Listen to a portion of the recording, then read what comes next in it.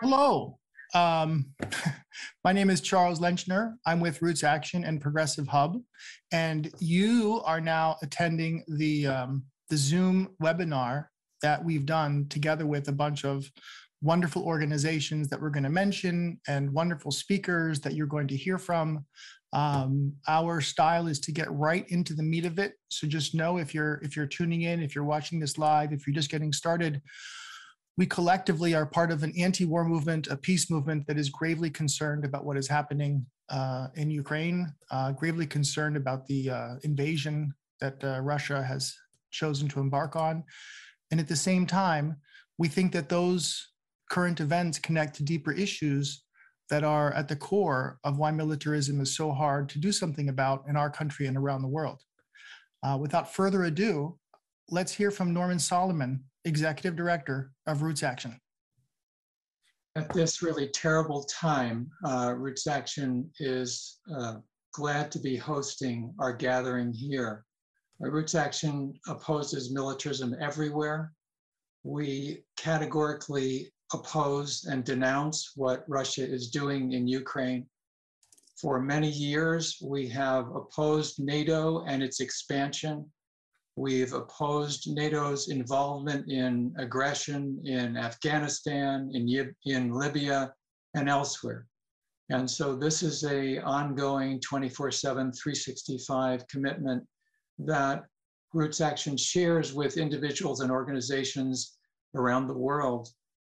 I want to mention that Daniel Ellsberg, who for 51 years has been a powerful voice for peace, while scheduled to speak to us here today, literally lost his voice this week. He was speaking out, has been speaking out so much against this war as he has against all wars for 5 decades. And Dan and his book, The Doomsday Machine, has been inspirational and deeply informative to us at RootsAction, as well as to people around the country and the world. Right now, the flow of information is so crucial. We obviously cannot depend on any country's mass media to give us a full picture. It's organizing, it's activism, it's connection across countries and across oceans and continents that will make it possible for us to turn around, to stop what Martin Luther King called the madness of militarism. I'd like to mention that one of the hubs for information and organizing is something that RootsAction has put together, and I want to invite everybody to take part in it, to contribute to it, and to utilize it as we organize further for anti-war movements.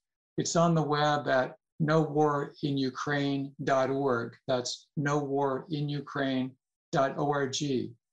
Thanks very much to everybody for making our gathering here possible.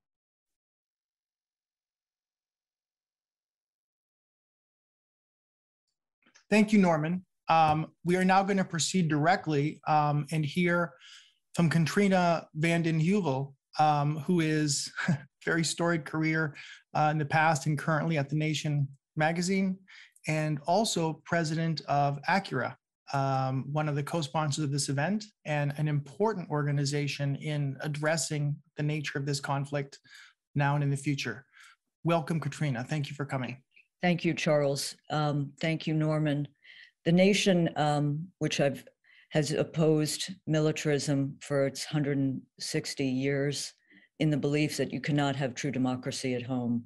But what I'm here for today really is to be here for Nadia Zhgikina, my Russian friend of more than 30 years, who was supposed to join, but the stress and other factors have hurt her health and she just can't come. So I just want to say, Nadia and Cynthia Lazaroff and I, about a month ago, with about 25 Russian and American women, signed an open letter for independent women, Russia and United States, for peace.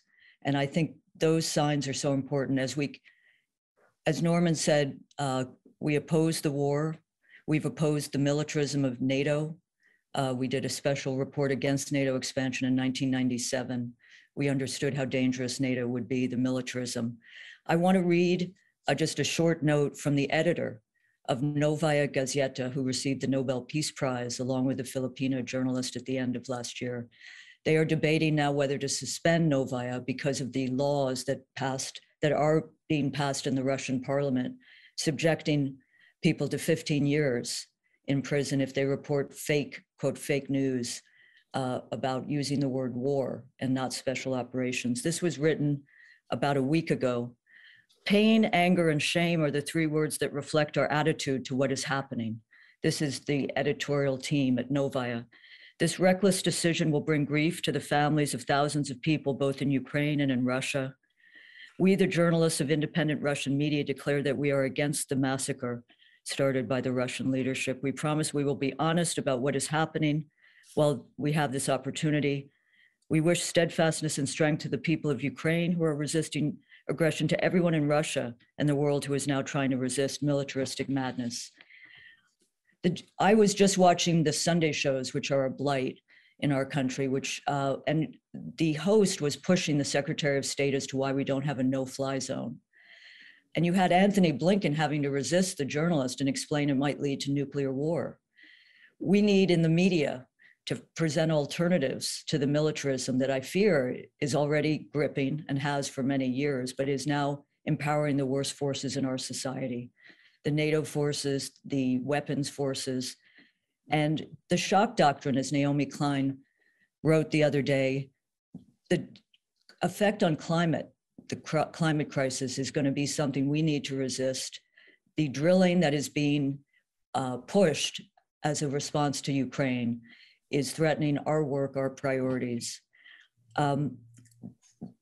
The reporting on the conflict is very important to offer alternatives, which we all try to do. I think in that context, to report on the resistance inside Russia, and of course the anti-war peace protests around the world, will be important in these next days. CNN has many journalists inside Ukraine. There's a lot of coverage of the conflict and the war and the humanitarian crisis, as there should be, but there's also a need to show the opposition to ongoing fighting and the ability to de-escalate and negotiate where that can be found. This is not like Crimea in Russia. This war is not popular. Russia faces economic problems, COVID problems. The sanctions, which I know on the left we're divided about, but I think sanctions are another form of warfare. And they are hitting the oligarchs, but they are really hitting ordinary people. And if Nadia were here, she would tell you how in previous sanctions, because the sanctions are not new versus Russia, it has led ordinary people often to be more anti-American, more anti-sanctioner. And I think that is something we have to think hard about. I want to say two more things. The demonization, the Russophobia we're seeing, I think is very dangerous in terms of enduring Cold War. There's an ending to sister cities. Eric Swalwell in the Congress, US Congress, is proposing that Russian students be expelled. In this country, the cultural boycotts are happening in New York in fierce ways. These are people who've denounced the war, yet they are being treated as pro-Putin, Putin apologists. And I think the solidarity with those who have opposed the war is critical as we move forward. I wanted to talk briefly about the oligarchy, the oligarchs of the world. President Biden in his State of the Union called out the Russian oligarchs. I think he said seize their yachts, seize their planes. I think what is important is a transnational movement, a journalistic movement, building on Pandora's Papers, if people remember that, investigating the transnational oligarchy and bringing to bear what is at the root of some of this conflict, which is the international offshore finance system. If we're going to start taking on oligarchs of the world, we should take on other countries. But I think above all, the the attempt to silence dissent. It is already fierce. Norman and I have talked long and long about this, but it's been tough in the last few years. Russiagate, I think, was squandering our political capital in many ways, but that persists.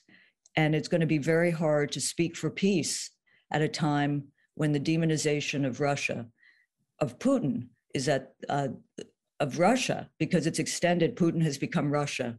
And I think it's important as a journalist and at the Nation to continue to report on all signs, all protests, but also to be in solidarity with peace activists globally. I'll be very interested to hear from our guest from Germany, but the protests in this country are beginning. And there have been protests in 50 cities in Russia. So even with the repression, there is protest. And there are protests from the elite, from elected officials in Russia who are being fearless in denouncing a war they don't agree with. There's much more to say, but I think let us not punish people and reward the arms industry, something Daniel Ellsberg has spoken eloquently about, because as we speak, weapons are being shipped. US planes are being shipped through Poland. And I think the weapons pouring in, we've just exited from Afghanistan after 20 years. There's always money for weapons, but the money for humanitarian crises globally and other ways to empower peace, not war, are going to be in short supply, and that's our fight. So thank you.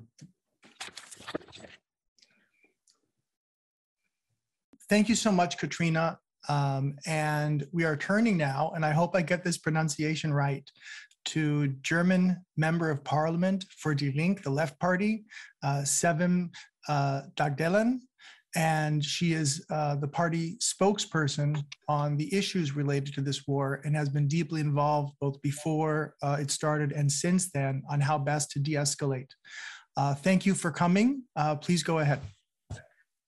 Yes, thanks a lot, Charles. Thanks for having me and doing this event for the exchange. I really do appreciate it.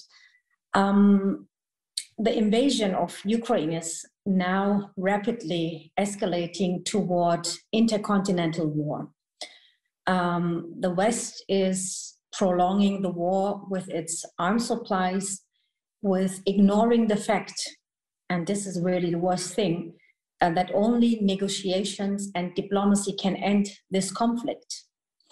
And moreover, the deployment of further NATO troops to NATO's eastern flank increases the danger of a military escalation that goes beyond the armed conflicts between Russia and Ukraine.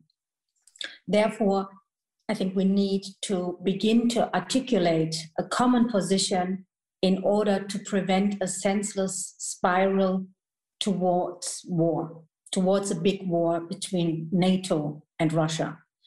And in my opinion, the central task of the international peace movement is to put pressure on national governments not to escalate the conflict further.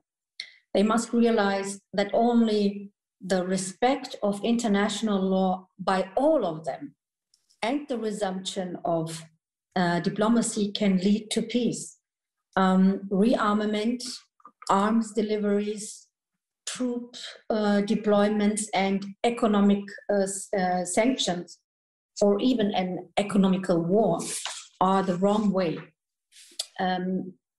Let's see if the 18 times NATO's military expenditures against Russia have not prevented Moscow from starting the war against Ukraine, then the increase in NATO spending pursued by the German government lately will not lead to peace.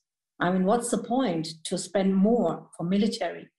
And we must take up proposals aimed to an end to the military confrontation and campaign for negotiations that create and I think this is really the most immediate and important thing now. We have to create an off-ramp for Putin. He has to get an off-ramp. And even if the war can be stopped for the time being, our task is to prevent the next military escalation here in Europe. And this is all the more likely as we are going to face a new phase of increased military spending and rearmament. A few days ago, last Sunday, the German government announced a historic increase in arms spending consisting of a one-time investment of 100 billion euros and a commitment to meet NATO's annual 2% target.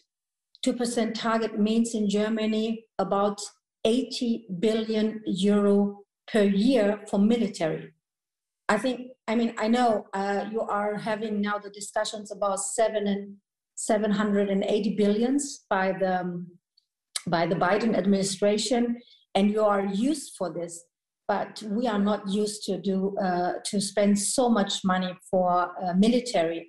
After 2 years of pandemic, of COVID-19 pandemic, we had, for example, 1.5 years discussions how much money we can give the caregivers, and after 1.5 years discussion, the German government decided to spend 1 billion for the caregivers just because of their work for the last 2 years of the pandemic, after 1.5 years.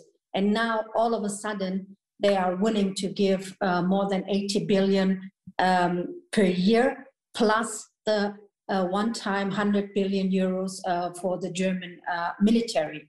The government also announced a 180-degree turnaround in foreign and security policy. And this is extremely dangerous.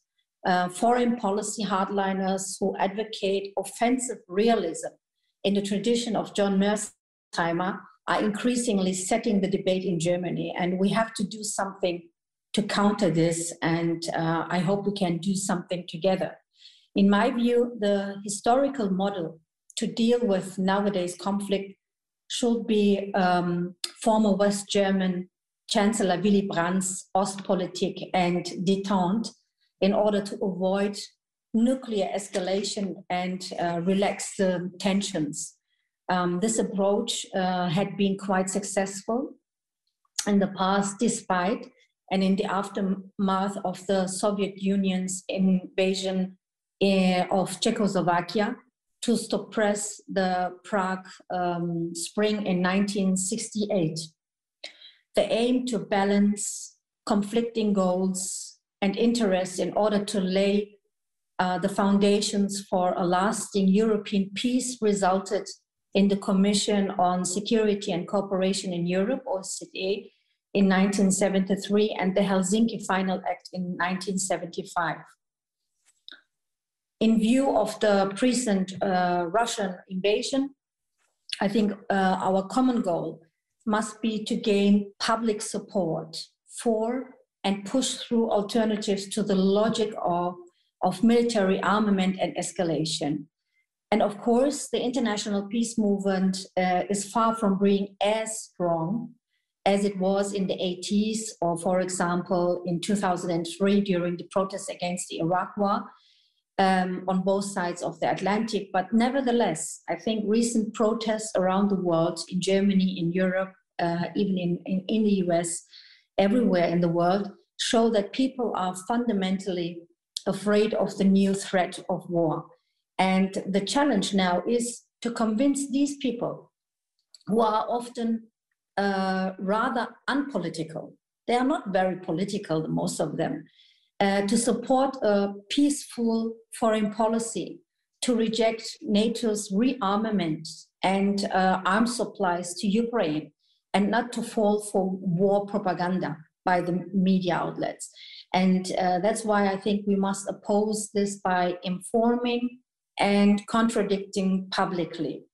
And for example, Katrina just said it regarding the no-fly zone. The ask for no-fly zone means actually a war in whole Europe. That means NATO versus Russia. That's not anymore Russia versus Ukraine. That's NATO versus Russia. And I know people are very concerned in the US as well. But the thing is, here in Europe, we say regarding the geographical aspects, we are the first victims of such a big war, NATO versus Russia. That's why we are very much concerned. How is it going with the escalation with arms supplies and deliveries, the rearmament, and the deployment of more NATO troops to the NATO East flank? That's why I think I'm very, very glad that you're organizing this event and for having the opportunity to exchange our ideas here and to find maybe a common ground, common positions where we can start to work together on this. Thank you very much. That was great. We are going to move to our next speaker, someone that I have sort of known about for decades, and many of you as well. We're talking about Bill Fletcher Jr., who is, I think his bio here lists him as part of the Institute for Policy Studies, a very important institution, but I want folks to know that that is not the limit of why he's here and what he's done. So without further ado, Bill. Thank you, Charles, and thank you, Norman, for putting this together. And interest of full disclosure, I have an affiliation with the Institute for Policy Studies, but I'm not speaking for them. I want to start by saying that I've been very perplexed by much of the discussion on the left about Ukraine. And let me explain why. While I absolutely agree with Katrina that there have been NATO provocations since the late 80s, and there were very mixed signals sent by the United States and by NATO to Russia, the Soviet Union, then Russia, about NATO expansion. One of the things I hear very little discussion about is the 1994 Budapest Accord. And let me just remind everybody about that, because I think if that accord had not been signed, we would be having a very different discussion right now. The 1994 Budapest Accord was where the Ukrainians voluntarily turned over their nuclear weapons to Russia. Ukraine at the time was the third largest possessor of nuclear weapons on the planet. Let me just say that again, the third largest possessor of nuclear weapons on the planet. They voluntarily gave those over on the condition that Russia would never invade them. Never. What happened in 2014, right? Russia invaded. They seized Crimea. They started provoking a secession movement in eastern Ukraine in direct violation of the Budapest Accords. Now, I want to ask you, the listeners, to think about it for a second.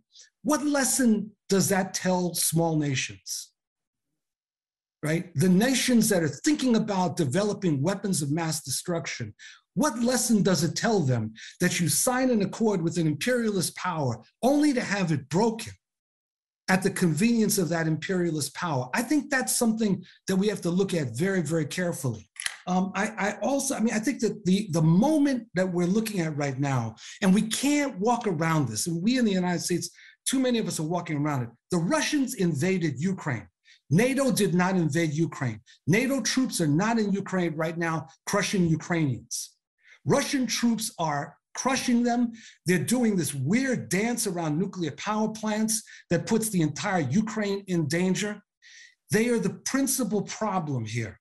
Absolutely, what Katrina and other people have raised about NATO is correct about provocations. And far be it from me, I would never support the idea of any kind of no-fly zone, because that means a war, an open war.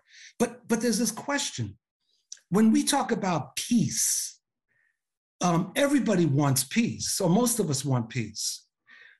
But the Ukrainians didn't launch the war. This is not like both sides decided to go at each other. The calls for peace have to begin with a call for the Russians to stop their aggression and pull their troops out. This is not an even-handed demand. It's not that the Ukrainians should stop fighting and Russians stop fighting. The Russians need to get out of Ukraine. And there can't be any ambivalence about this. None. They are the aggressors. And so the question then is, if the Ukrainians are the victims of aggression, of naked aggression and violation of the Budapest Accords, How are they supposed to fight when their military doesn't hold a candle to the Russians? What are we saying to the Ukrainians? I mean, I feel like we've got to get real.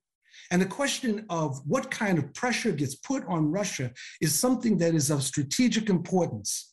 What kind of pressure will lead Putin to stop this? Final point. I could go on and on, but my final point is this, that Putin gave away the whole card on the day that he announced the invasion. And I'm still stunned that he would do something like this. He could have given a brilliant propaganda speech about launching the invasion to stop NATO. And a lot of people would have eaten it up like they were eating up French fries. Instead, what did he do?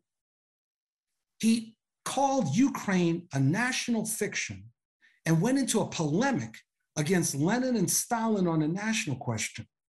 In other words, he was making it very clear. The objective of this was not about stopping NATO.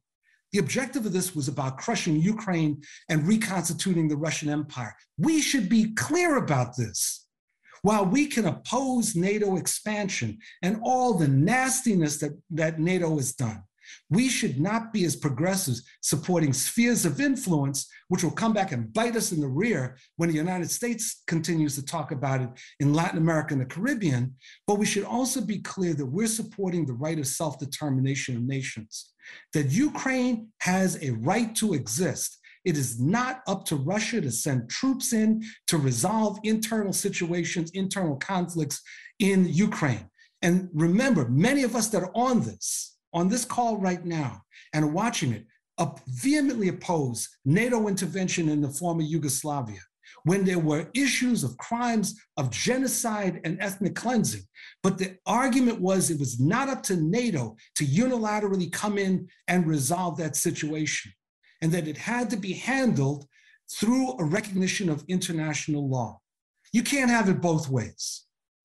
I'll leave it at that. Thank you. Thank you so much, Bill. That was great. Just reminded of folks in the chat, if we turn it off, it won't be because we don't like what people are saying. It'll only be because the traffic is too much or the same people are posting too much individually. But please continue. Our next speaker is Ann Wright. Ann Wright is probably one of the best known peace activists for many years now, after serving for decades as an officer in the US Army. She's been active against war since the Iraq War, and it's really great to have her here. Thank you so much, Ann, for coming. Oh, thank you, Charles. And one part about that Iraq War that's a little bit important on this, I ended up resigning as a diplomat over the Iraq War. And you know, the whole issue of wars and what our political government leaders do to us, and whether it's George Bush going into to Iraq on a national security threat, just as Putin says, oh, I have to go into Ukraine because of a national security threat. Well, these politicians, these government leaders that are elected or sometimes elected, you know, they're using these terms so indiscriminately, it just as a pretext for doing whatever they want to. And it's tough. It's tough as people who oppose war when you're faced with this. We know how tough it was for the US activists to try to get the Bush administration and then the Obama administration and then the Trump administration, and then the Biden administration. I mean, 20 years of war in Afghanistan, over 10 years of war in Iraq. Those are difficult times. And as a peace movement, we tried hard to get those two wars closed, ended much earlier than happened. And tragically, millions of people either were injured, killed, and certainly displaced. When we look at what the Russians are facing, where we know, as Katrina mentioned earlier, I mean, there are petitions that have over 1 million signatures on them of Russians that don't want war. They're scientists, academicians, over 5,000 of them signed a separate petition. There are mothers against war. I mean, it was the Soviet mothers that actually, I think, had the greatest impact on the Soviet Union finally pulling out of Afghanistan, because the mothers, like mothers in the United States, started saying, we don't want our kids killed in these things. You know, what are we doing? So I think, you know, one of the purposes of this seminar is to try to come up with some ideas of how we as a peace community, how we can try to put influence somewhere that will help with, as Finn said, an off-ramp. I mean, it's Putin that is going to have to remove his troops from Ukraine. We know that it took so long to get our governments to withdraw our troops from Ukraine and Afghanistan, so it's no easy deal. We can look back in history, if we look back 60 years ago to the Cuban Missile Crisis, the Soviet Union actually did remove missiles from Cuba, and it was a kind of behind the scenes deal, I guess, with the US actually compromising also, saying, okay, we'll remove missiles from Turkey if you get your missiles out of Cuba. So, you know, there has to be a compromise. There has to be negotiations. There's got to be diplomacy. And as much as the diplomacy attempts so far have failed in the first 10 days of the Russian invasion, I think we as a peace community must keep hounding on that is ultimately what the solution will be. And the question is, how long will it take? The discussion of giving more weapons to Ukrainians so they can defend themselves, it's a very valid point. If I were sitting in Ukraine and somebody was invading me, I think it'd be very difficult to be standing out on a street corner with a sign saying, you know, peace. So you can understand the humanity of it, of people wanting to keep invaders out. I think part of this also, where a soft spot may be, although it's tough with the Russian government closing up the media so much, but still, you know, the internet's open. There are lots of email lists that have lots of Russians, and, you know, continuing to support those who are calling for peace and recognizing it's at great expense to them with the Russian government criminalizing that speech, that challenge to the Russian government's decision to invade and occupy Ukraine. But I think that's one thing that we certainly can be doing. And so working with groups that we have had long-time relationships, letting them know that we know they are not responsible for this, just like we had hoped as Americans that the world wouldn't say to us as individuals, you know, we're going to put sanctions on you guys because you were unable to control George Bush, that the cakewalk that Donald Rumsfeld tore George Bush, oh, this Iraq thing, it's a cakewalk. Well, I think somebody may have kind of given a little bit of that impression to Putin, that it'd be a much easier thing than it was, than it has been to go into Ukraine. But the bottom line is trying to figure out ways to support the voices in Russia that will ultimately be the ones that will be the pressure points, I think is very, very good. And then continuing to support the diaspora, the Ukrainian diaspora, and this week of action that we are having. Even here in Honolulu, there is a Ukrainian community, and we've had over 100 people on Friday that were out. I'll be leaving this webinar to go to another rally, to rally people about what's happening and to say no more war. You know, it's way past that. Up here, I've got a little sign says, this sign's been used so much, it started out, no war on Iran, and that was what, 12 years ago when that sign came out. So now it's just no war on anyone, of course. But, you know, trying to support the diaspora, trying to support people, the voices of peace in Russia, and let's not demonize the Russian people. Thank you very much. Thank you so much, Anne. We're having a great time discussing this while this event's going on. I'd like to invite Marcy Winograd, who is here representing CodePink to please say a few words. And just before you start, I want to make sure everyone understands that this event is part of a global day of action that RootsAction has endorsed and that CodePink has organized. I'm not able to check right now about all the amazing events that have been going on there, but Marcy will tell us. Thank you. Thank you so much, Charles. Thank you, RootsAction, Norman Solomon, Daniel Ellsberg, all of you who have put this excellent program together. One of my proudest moments was serving as a paralegal on Daniel Ellsberg's defense team many decades ago.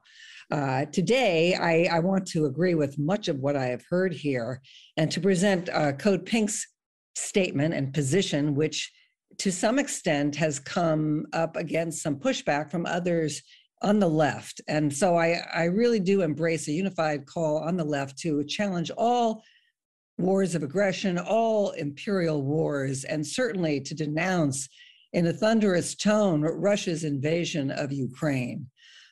Our position is that there should be negotiations without preconditions, that Biden should meet with Putin. Why has he not met with him? Why do we not have an international conversation about Putin's concerns? He does not want NATO missiles in Romania and Poland. He doesn't want Ukraine to be a member of NATO. Sovereignty is important, but world peace trumps, forgive me for that word, all of this.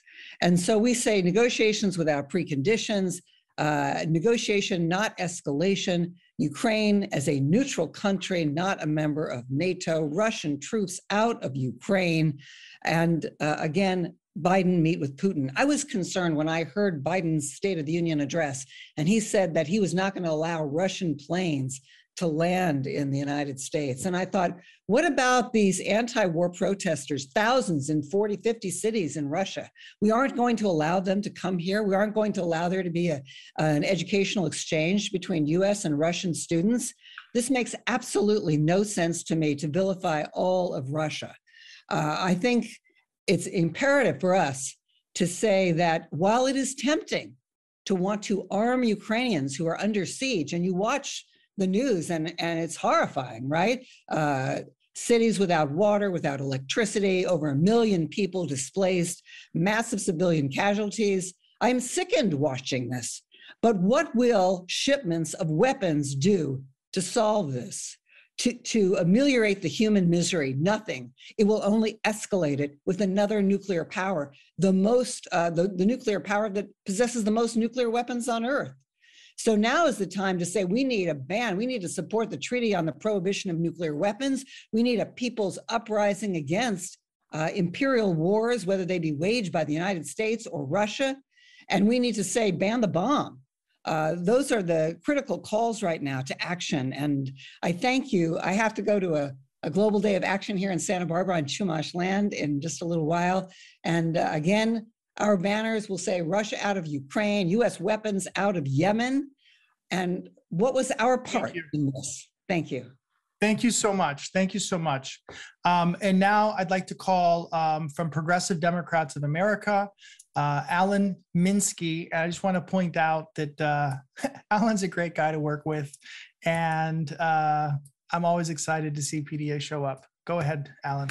Oh, thank you, Charles. And I actually want to build upon what Marcy said and actually have a slight point of realism that I think maybe many of the people on the call sometimes lose sight of, because I'm guessing of the people who are attending here and the people who participate with RootsAction and CodePink and World Beyond War and PDA, we're very engaged with foreign policy matters to a much, much greater degree than has been the case in recent years, not only in general American politics, in the national political discourse, but also on the progressive left.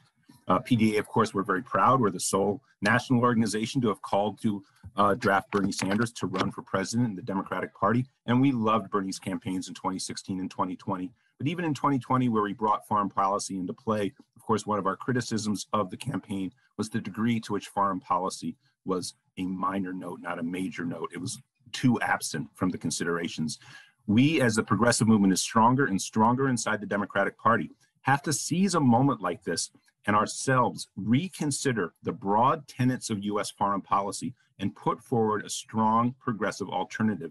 So much of what has been said by the incredible speakers that have been here today point to a different framing for a US foreign policy. For instance, the non-vilification of any people so that we don't have this kind of caricature vilification of the Russian people that we're seeing.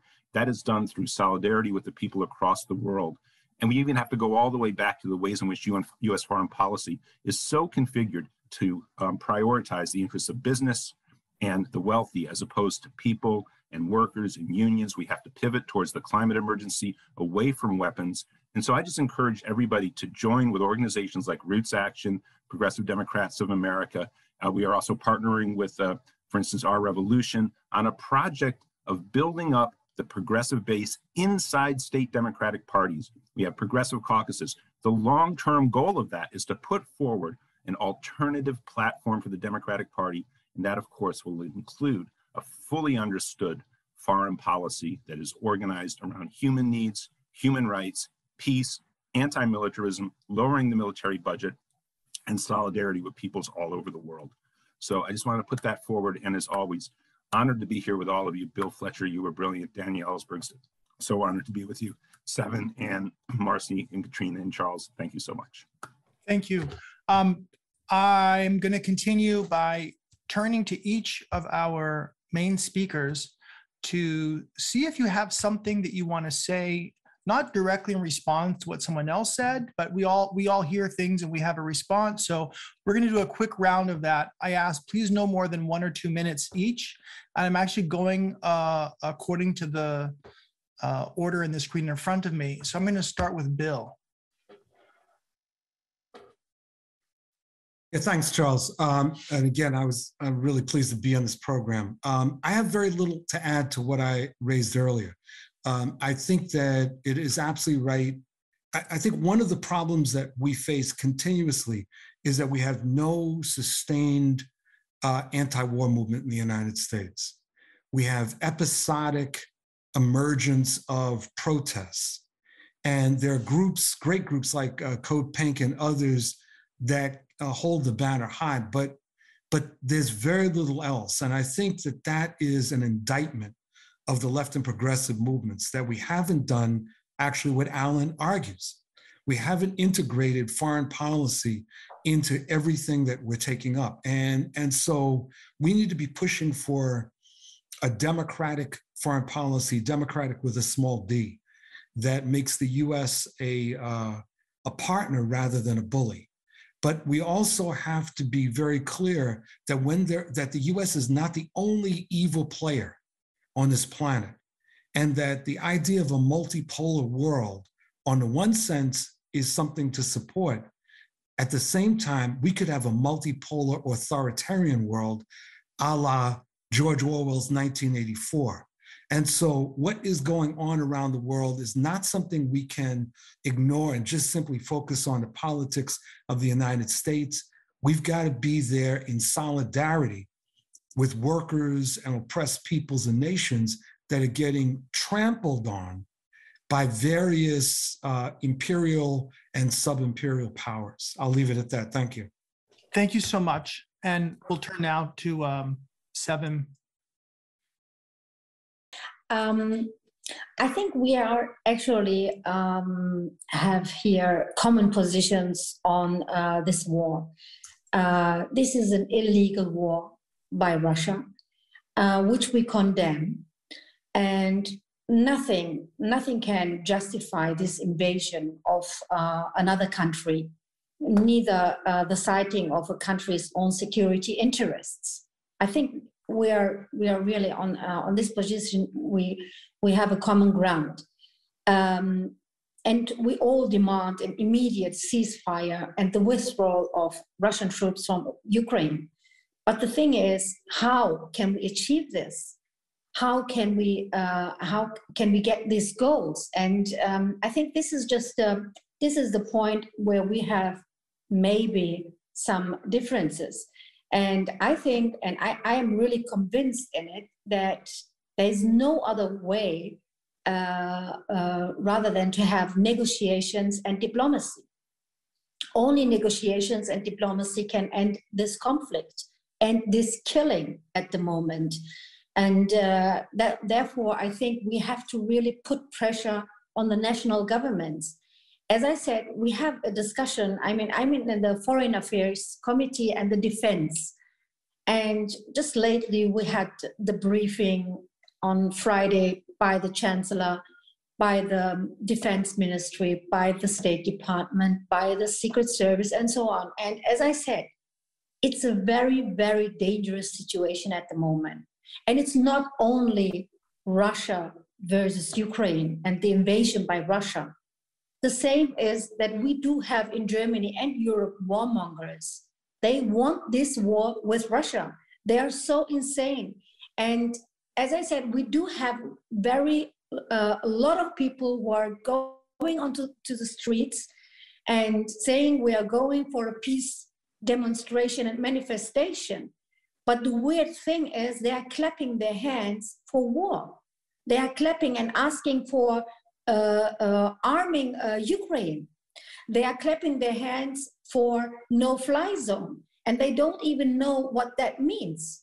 And this is the dangerous thing we are living at the moment. And even the accident with the fire in this nuclear center in Ukraine.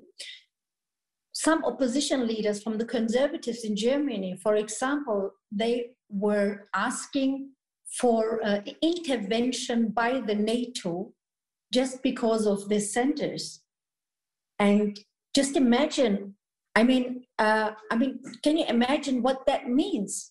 That means a nuclear war between NATO and Russia. And this is the really serious danger at the moment. And that's why every peace-loving people has to put pressure on their governments to de-escalate. De-escalate and show Putin, the Russian Federation, an off-ramp to get out of this war. This is the most, I think this is the most important thing we have to do now, because we have a spiral of escalation on both sides. And if we don't stop it, it will be the hell for every one of us on the both sides of the Atlantic, but immediately or in a fast way for us in Europe. That's why I really would, I think it would help to have a common appeal by the US peace movement, by German progressives, to say no to a no-fly zone on Ukraine, no deployment of NATO troops to the east flank of the NATO, no more arms deliveries to Ukraine, because what's the point? It will not end the killing if we deliver more arms to Ukraine. It would just, it will last this war longer. And another thing I really want to add is one thing. Of course, Bill is right with Budapest, but I think we have to consider more things in the past. What about the promises by the NATO, by the US, by Germany, by Europe to Russia in 1990 that they are not expanding, no expansion of the NATO towards Russia? You know, this is really a big problem for the Russian people. They feel insecure and they feel betrayed because of these promises in the past. And if we do not understand that not only the US has the right to feel secure and safe where they are, and if we don't understand that other countries have the same right for security in their region, we cannot end this conflict. Thank you very much. Anne, turning to you. Well, Sven was right about warmongers, and we certainly have our share of them here in the United States that are making a killing out of this. I mean, every time the U.S. sends a shipment into Poland to go to Ukraine, you can just see the guys and gals just rubbing their hands. More war, more money for them. So keeping that always in mind. And something we haven't brought up that has been mentioned in other places is going to the International Criminal Court and putting Putin on trial. Well, okay, that I agree with that, but let's have a couple of other people, including George Bush on the Iraq War. How about Mohammed bin Salman for what he's done to Yemen? Yeah, I think some of these big guys need to fall on this stuff because they're getting away with murder for sure. And I think we also need to be looking at a new security network organization instead of NATO. I mean, I've been part of what's called the No to NATO Coalition, which is a large coalition, mostly European countries, but we've got US, Canada, and others that are a part of it because NATO has been threatening. And when you think about the Anaconda operation a couple of years ago, that was the name of it, to encircle Russia. I mean, there are no clean hands on this. The US has no clean hands. NATO has no clean hands. And what we've seen with this type of security network is that it is dangerous and it needs to be changed. Thank you. Thank you so much. And turning now to Katrina. Thank you, Charles. And I want to thank Sevim for reminding us of history, as did Charles, as did everyone. But I'm going back to not just Ostpolitik and Willy Brandt and Egon Bahr, but think of Olof Palme. I mean, there have been movements for peace, and we do need a new security architecture, and that was on offer in 1990. NATO was not inevitable, the expansion of NATO. The Warsaw Pact collapsed, the Soviet Union's military alliance, and the militarization of relations, not just with Russia, then the Soviet Union, proceeded. And I do think there are other institutions, the OSCE, the United Nations, though flawed, international law is critical, the reference to Helsinki. But, you know, Gorbachev, who's 91, who looks out at the world, he was a democratizer. He had a vision of a common European home, which he spoke of at the UN in 1987, which was a common European home from Vladivostok in Siberia to Lisbon in Portugal, which wouldn't have been militarized. I think everyone has spoken of militarism. Bill, you spoke of militarism. It is at the root of our problem. And I think at this moment, if Daniel Ellsberg's voice was strong, which I wish it was, he would remind us, this is not a Russian propaganda point, how close we are to the danger of a nuclear peril.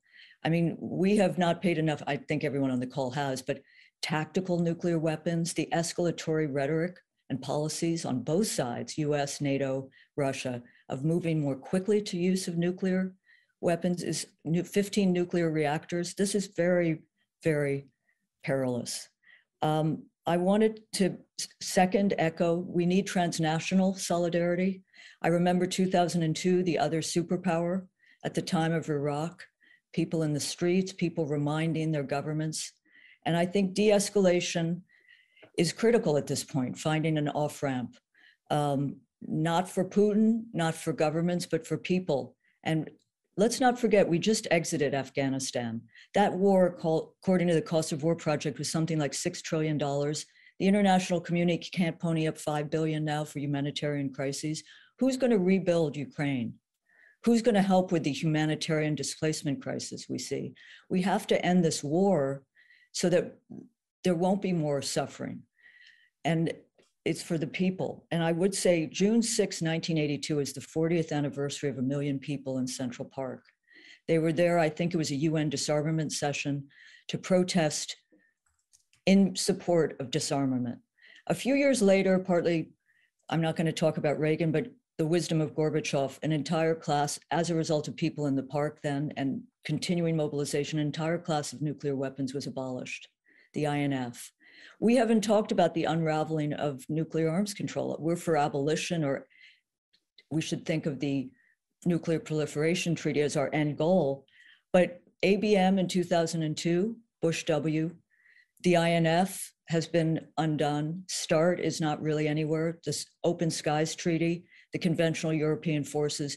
This is the unraveling of a fragile, already fragile disarmament process, which we need to push forward, because that is extraordinary danger. But I do think June 6, 1982, but every day offers an opportunity.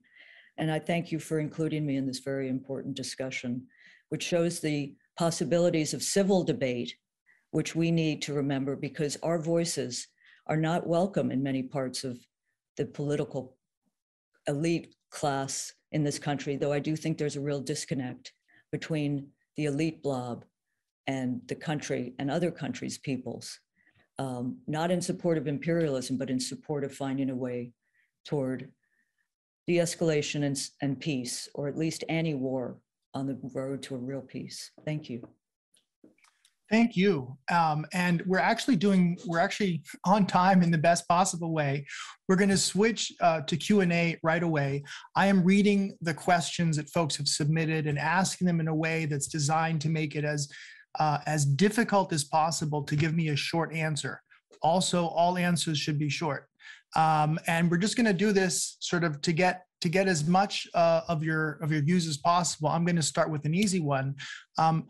What is the most important concrete objective that the left in Europe and North America should be advocating for in public right now? And since you have it fresh in your mind, Katrina, you go first. De-escalation and negotiation and finding a way to end a crippling insurgency war in Ukraine. I wanted to just note that President Biden repeated very carefully that no American men or women would be sent to Ukraine. There's a danger of Ukraine's fighting Ukraine's, but I do think to begin to think hard about a new security architecture, and as Bill Fletcher put it well, the left should incorporate ongoing thinking about foreign policy in our work, and not just when it's a crisis. There has to be new thinking on our part about what that means. There are new frameworks that we should build in, as we do with our electoral politics. We continue to say it shouldn't just be voting. You have to have movements throughout the cycles, and I think that's critical. Thank you. Bill, what is the most immediate concrete demand that the left should be issuing right now, specifically in the United States? I point that out because people sometimes talk as though Putin's listening to us too. Right. I think that the first thing that has to be raised is Russia out of Ukraine. And as opposed to some of these strange demonstrations that have taken place where people call for NATO to withdraw from Ukraine as if NATO troops are there, I'm trying to figure out whether they're in some sort of seventh dimension of something, of reality. So I think that that's the first thing. I think opposition to a no-fly zone. And I think that we've got to keep the pressure on the Russians. I don't think that this is about civil discourse between us and the Russians. I think the civil discourse is within progressives. Putin violated the Budapest Accords. He knew exactly what he's doing. He's trying to eliminate Ukraine. I don't think that this is about using harsh language with him.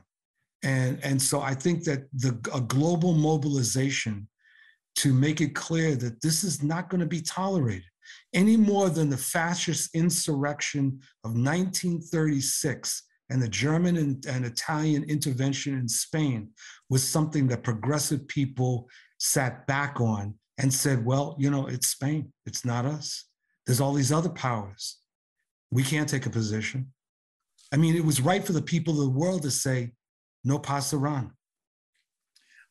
Thank you. And Sevim, I'm turning to you next, but I'm going to give this a little bit of a twist because you are here, our closest contact to the anti-war movement in Germany. And I assume you have much closer connections to the emerging, peace movement in Europe right now. What in Germany is the most important demand, knowing that as you must, that the political echelons are severely compromised in their relationships with Russia, with fossil fuels, with pipelines, and that connection isn't just about political statements. It's about former politicians taking jobs with Russian oligarch corporations and so on. Does that impact what the demand would be in Germany aimed at German leaders? Well, firstly, the thing is, we do have a really big gap in Germany as well between the political elite the political elite is very much influenced by transatlantic networks, and way more than it was in 2014. So they work very, very hard here in the media, in economy, in politics, these transatlantic networks, so that they are very, very loud and having a really big backing at the moment. And we do have the majority of the population, which normally was always supporting all the aims and goals and asks of the peace movement. For example, against, and of course, historically, we had a very big support by the population for Willy Brandt politics, for Egon Bahr politics, for the East policy towards Russia, to have a very good friendship. You know, you have to remember last year was the 80th year, the anniversary of the attack by Nazi Germany to the Soviet Union.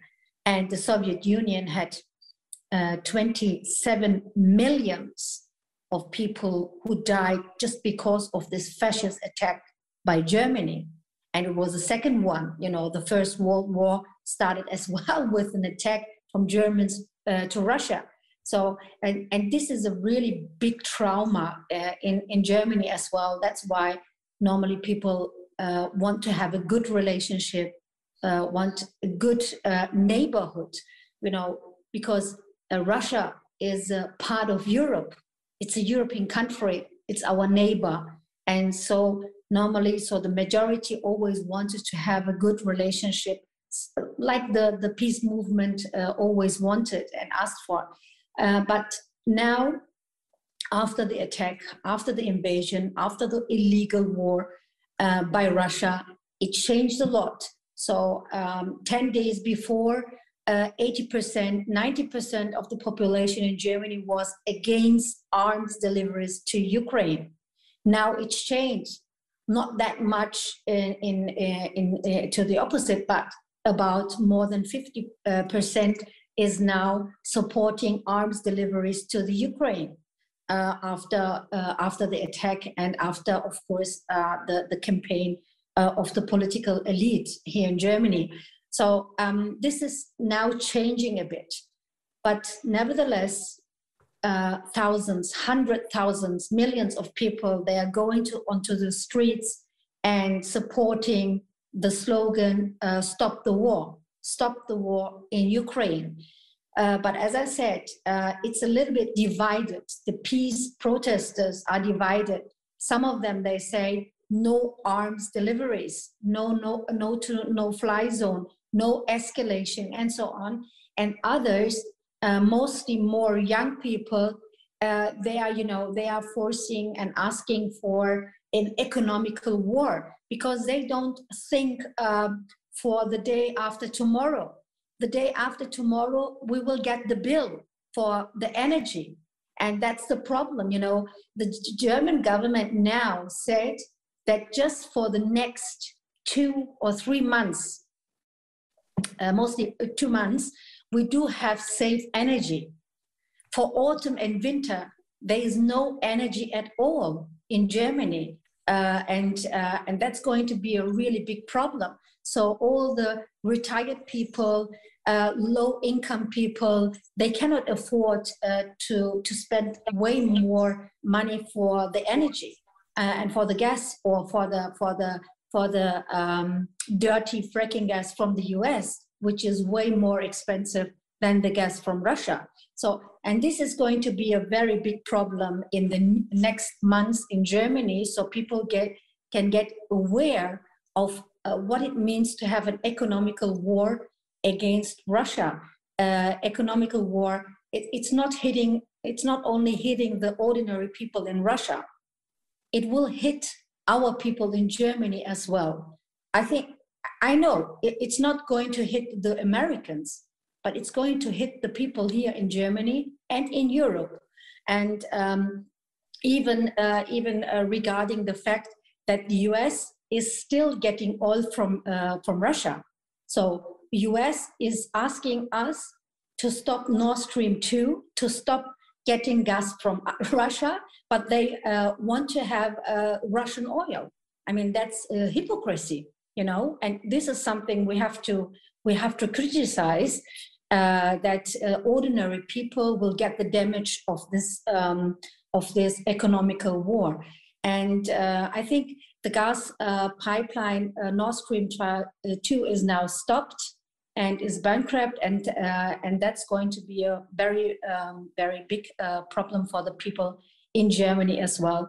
And to come to the point for your question is the most important thing which the peace movement in Germany is asking for is de-escalation, stopping armed deliveries, stopping to prolong this war in Ukraine by rearmament and armed deliveries and troop deployments, because the escalation spiral, the spiral of this escalation, you cannot stop from one point of, you know, there can be just one accident in Ukraine, one false flag, or there are not just the military legal troops by Ukraine and Russia. We know from the German government, there are criminals, there are this international league supported by the Ukraine president, where fascist troops, even from Germany, Nazis, fighting there, and we don't know what's their aim, what's their goal, and that's why we are asking for de-escalation and negotiations. And there are initiatives by the Israelis, Israel, India, they are supporting negotiations for a ceasefire, and I think we should put pressure on our governments to support these initiatives rather than to deliver more arms to Ukraine. Thank you so much. And we're going to turn now to Anne. Please finish this round. Well, yeah, de-escalation, no more weapons to anyone. Russia's pulled back their troops to their own territory. And then one thing to remember, you know, when you put somebody in a real corner, you have to watch out for lashing out. And that's one of the challenges I think that the West has on all these sanctions that they're putting on Russia.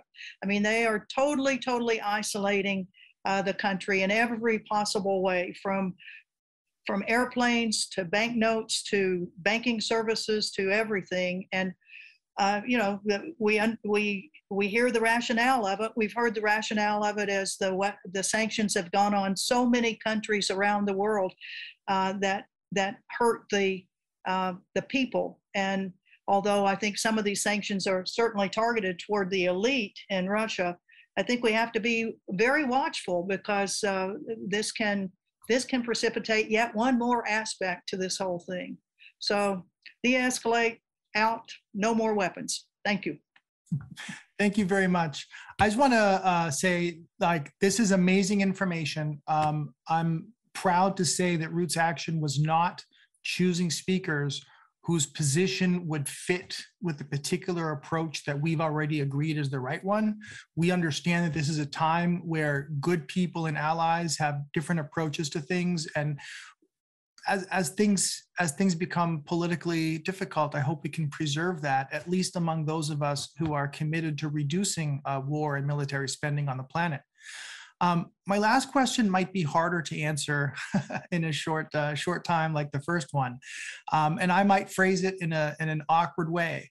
But I just feel like the messaging of the left in this conflict has been far less effective than the messaging around other issues. And I'll just make a comparison in the US.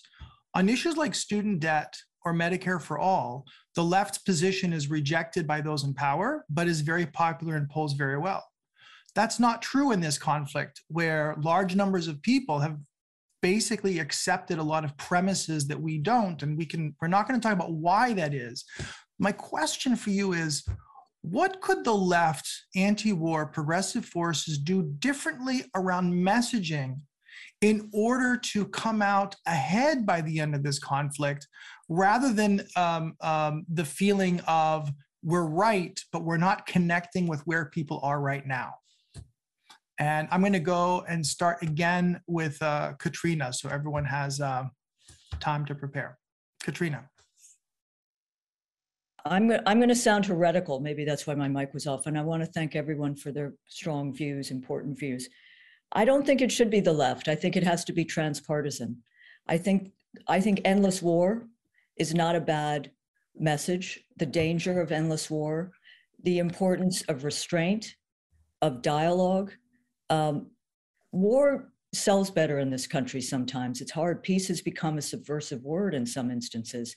I'm not sure the left has been so great on messaging domestically. I mean, I think living wage was important. I'm not sure defund the police was the best messaging. And I think working with Russia at this time, coming off of 5-6 years of Russiagate, whatever you think of Russiagate, is very tough because it's not just war right now, it's also about a country that rightfully, wrongfully has been demonized. Certainly, in all my years of study, 40 years, I don't remember calling it Brezhnev's Russia, Chernenko's Russia. It's become Putin. Putin's like the only force. And I will say one thing that's heartening, and I'll stop, is a lot of Americans saw Russians in the streets protesting. And I don't think that was understood, that there was another Russia that is not Putin's Russia. How can a country be without other forces, multifaceted, multicolored? But I do not deny that we need to, not just messaging, but what Bill said, we need to bring the idea of new security into our politics, into our foreign policy. What good are nukes for pandemics, global inequality, climate crisis? What good is militarism for those issues, which are, we thought, the 21st century issues? Thank you. Sevim, you should go again now. I think maybe we should learn to focus our demands and ask, and to say war should never be a kind of politics, a form of politics. And yeah, I think we have too many demands, we have too many asks, and too many slogans. Maybe it's better and more effective to concentrate just on one. And the other thing is, I would think it's helpful and can be more effective to build more connections, more networks from Europe to the US. I'm a member of the German Parliament since 2005, and I can see that the political elite, the conservatives, say this: the transatlantic network, the transatlantism is more over the one who is supporting the military industrial complex, the war policies like Afghanistan, Libya, Syria, and whatever, the NATO politics. Actually, transatlantic partnership is NATO, is nothing else. And I think we should have an alternative to that, to counter them. Otherwise, you are single, we are single, and we're just, trying to survive, trying to fight them. But I think we should give it a try to have a progressive transatlantism, like internationalism, to counter this kind of transatlantic partnership, like the NATO elites they're doing in media, in politics, in economic. And I think this could be a good alternative, and we can focus and concentrate on one or two common goals, common slogans. Thank you very much. Maybe this can be the beginning. Yes, one hopes. We're going to turn now to Anne, and then Bill, you'll be the last one here. Oh God, what messaging. Oh. How about all mothers against war, all veterans against war? There are so many, phrases that we can use, always bringing in, stop these wars. It's a tough one because we have such a small voice on the international mainstream media. Our voices seem to be in, on the street corners, and every now and then a little picture will come up. Well, there they are again out there. But trying to find that key message that will resonate with people is really, really tough. But I think one of the things we have to consider, the people in Russia that are just horrified about what their government has done. And they're the ones that are going to be the Ukrainians, of course, they are just suffering from destruction and all that. But if you look back at what the Russian people are going to have to go through with over 150,000 young men and I guess all young women in their military that are doing some things in the Ukraine that they didn't think they were going to do. They were on an exercise, just like, the U.S. troops going into Iraq and Afghanistan. Most of them didn't have a clue what was going on. And then you look at what has happened to society and what the veterans bring back to that society. And maybe that's one aspect that we need to keep harping on, that all parts of society will be suffering from this. The Ukrainian society, of course, is the country that's been invaded and people killed there, but the people coming in, the invaders, are going to be suffering a very great deal, just as the U.S. did in Iraq and Afghanistan. Thank you. Thank you so much. And now we're going to turn to Bill. Thanks. So I think first, part of the problem that left and progressive forces have is that many of us see 3 fingers when 5 fingers are actually sitting in front of us. So that we want to reshape reality to be something that we're comfortable with. Thus, these ridiculous slogans like NATO out of Ukraine. So if you wonder why we're looked at as odd, it's because we see 3 fingers when there's 5 fingers right in front of us. And that also is related to being US-centric. Too many of us on the left in the US think that the US is behind everything, that nothing can happen unless the US is behind every nefarious thing that's happened on this planet. And so we don't look at the concretes of situations. What are the real social forces in operation? Who is in play? What's the role of the US? What is the role of other forces? So when you basically present this imaginary view of the world to people, why does it surprise us that we get laughed at? In terms of what we need to do, it seems to me that there needs to be, rather than an abstract demand for diplomacy, there needs to be a demand that several countries set up a mediation team that basically goes to Zelensky and Putin and says, we're here to mediate a resolution of this conflict. And these have to be countries that both of those are going to pay attention to. This is not going to happen without mediation. A cessation of the fighting otherwise is unlikely unless it's a total victory of the Russians. Second thing is related to something that keeps being raised. Now is a time, Katrina, to rebuild the demand for denuclearization. And I think that this is that moment. For many people, that was an abstraction, at least if you weren't alive during the Cuban Missile Crisis.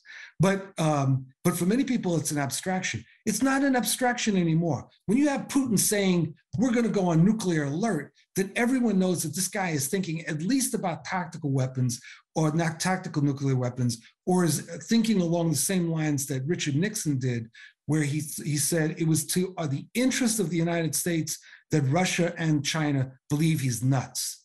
And so that may be also, that's another thing. We need to be against spheres of influence, intervention, and annexation. That needs to be central to our foreign policy demands.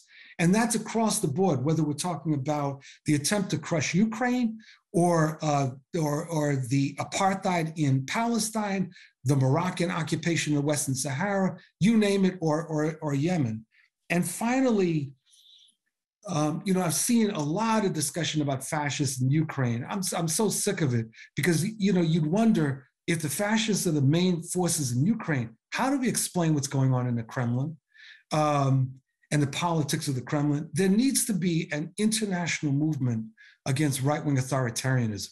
Right-wing authoritarianism has assumed global proportions and takes a number of different forms in different countries, including what we see in Poland right now, with them setting up 2 different lines for refugees. If you're so-called white, you're in one line. If you are of color, you're in a different line. There needs to be an international movement. And so we should think about this as the moment to be calling attention to this danger, this global danger of right-wing authoritarianism. Thank you so much, Bill. And thank you to everyone who came out. I want to especially praise our co-sponsors who have helped and will be helping with circulating this broadcast in their social media and email, we hope. I want to remind everyone that nowarinUkraine.org is a place where RootsAction and Progressive Hub keep a series of very well-curated, informative resources about the war, along with actions that you can take online. We are doing events like these, and not just us. All of you who have spoken here today, and many in the audience, I'm sure, are being invited to things routinely. I just want to express, as we wrap up, that we're able to go beyond the dissemination of information and analysis and towards a place where we are the ones exercising enough power to determine an outcome, and moving from like figuring out what's up to exercising that power is what I'm going to be thinking about as I review these notes to write more for Progressive Hub. Thank you, Norman, for calling for this event, Norman Solomon, for calling this event to be created. Thank you to all of our organizations that were involved. This was amazing. You will be hearing from me with links and emails, and just thank you all so much for coming. We are going to make sure that this war ends. Thank you.